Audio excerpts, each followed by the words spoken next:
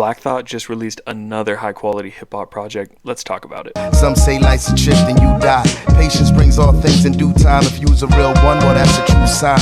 It was only last year that Black Thought teamed up with Danger Mouse and released one of the best hip hop projects from last year, Cheat Codes. This time he teamed up with L. Michaels Affair, the album title, Glorious Game. In a world where we constantly are overcomplicating everything we do, this album is a breath of fresh air. The production is fairly simple, there are lots of gorgeous jazz loops, complemented with plenty of those classic boom bap break beats. The runtime is just over 30 minutes, there's not a minute wasted, and of course Black Thought is one of the best MCs to ever do it. His lyricism and the way that he can tell stories is done in such a simple way as well. This album pays homage to lots of old school hip hop, but it definitely has a modern twist to it that keeps it fresh. The album starts off with the track Grateful, and honestly this is my least favorite track on the album. So if you're listening to the album for the first time, don't let this track deter you in any way. And it's not like it's that bad of a track anyway, I'm just saying it's my least favorite personally. But then it is immediately followed by probably my favorite track on the album, Glorious Game.